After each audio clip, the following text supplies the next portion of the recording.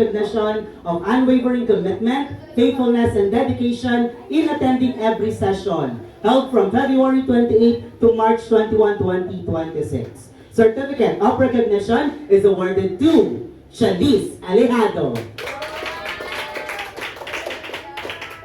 Of recognition is awarded to Chris Angel Alejado. Siyempre, palakpakan din natin, Certificate of Recognition to Jared Cloud Corpus. Certificate of Recognition is awarded to Rain Nicole Elejeda.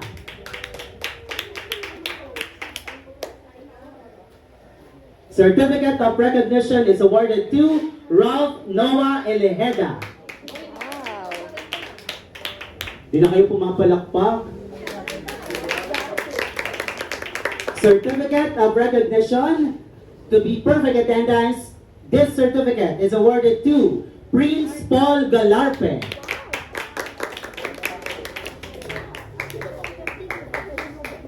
Certificate of Recognition is awarded to Sebastian Ray Gomez. Siyempre, perfect attendance din po siya. Certificate of Recognition is awarded to Jean Carl Nepal. Picture taking po tayo. Picture po. So, atin na yan po. Of unwavering commitment and faithfulness. Palakpakan po natin, Certificate of Recognition is awarded to Shalice Alejado.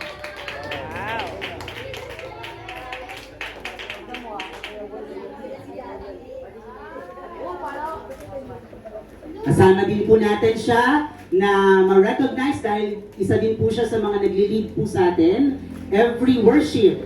Palakpakan po natin, Chris Angel Alejado.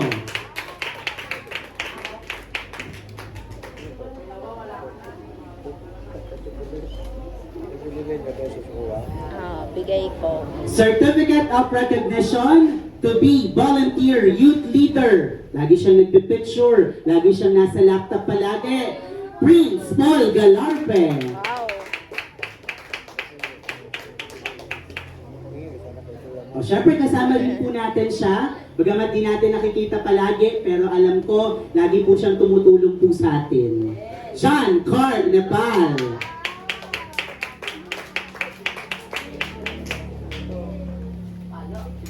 Picture po tayo. Patuloy na i-bless po, pinagpala, pinabura na po kayo ng Lord. Katulad nga po kanina na sinabi po ng Panginoon na you are blessed and highly favored in Jesus' mighty name.